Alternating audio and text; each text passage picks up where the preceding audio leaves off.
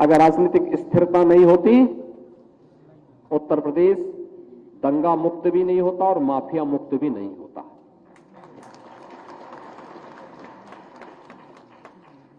यह तब संभव हुआ है जब एक स्थिरता के दौर से हम लोग गुजरे हैं, और उस स्थिरता के कारण यद्यपि हमें भी समय समय पे इलेक्शन का सामना करना पड़ा। हर वर्ष कोई एक नया इलेक्शन आता है, कभी विधानसभा का, कभी लोकसभा का, कभी नगर निकाय का, कभी पंचायतों का, कभी एमएलसी का, और कभी कोई अन्य बाई इलेक्शन का भी सामना करना पड़ता है।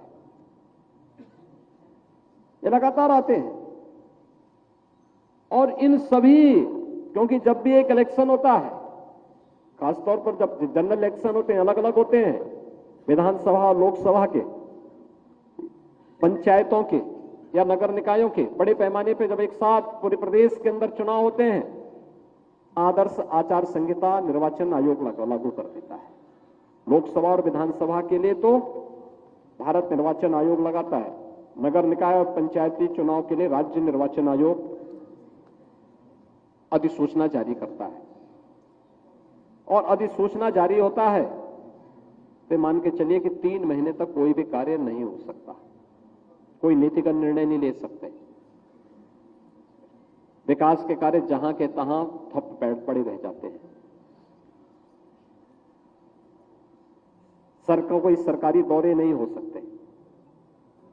प्रशासनिक तंत्र पर सरकार का नियंत्रण उस समय ना के बराबर रहता है। इलेक्शन कमीशन उस समय प्रशासन को अपने अनुसार इलेक्शन की ड्यूटी को संचालित करने के लिए लगाता है। अब अनुमान करिए कि जो राज्य या जो देश हर एक वर्ष में इलेक्शन का सामना करता होगा और एक वर्ष में 3 महीने इलेक्शन में उसके खर्च हो जाते होंगे। 3 महीने इलेक्शन में खर्च हो गए, 2 महीने पर्व और त्योहारों में खर्च हो गए। बाकी कभी सर्दी पड़ गई, कभी गर्मी पड़ गई, कभी अन्य कारणों से कोई आपदा के कारण बाधित हुआ, 1 महीना हो गया, तो उसके पास कार्य करने के लिए 6 महीने भी नहीं बचेंगे। क्या उन 6 महीनों में कोई रिजल्ट दे पाएगा? और इसीलिए प्रधानमंत्री मोदी जी ने देश के अखंडता के प्रतीक लौह पुरुष सरदार वल्लभ भाई पटेल की भव्य प्रतिमा 2019 में जब उन्होंने राष्ट्र को समर्पित की, तो उस समय उन्होंने केवड़िया में इस बात की घोषणा की थी कि देश के अंदर राजनीतिक स्थिरता के लिए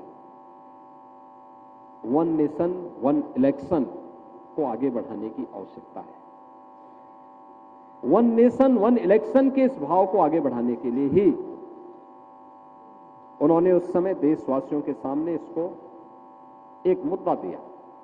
श्रद्धेय अटल बिहारी वाजपेयी जी ने भी इस पर सदैव जोर दिया था। राजनीतिक स्थिरता सुशासन की पहली शर्त है, सुरक्षा की पहली शर्त है, विकास की पहली शर्त है। और उस राजनीतिक स्थिरता के लिए बार बार के इलेक्शन न हो, इसको लेकर के हमें आगे बढ़ना होगा।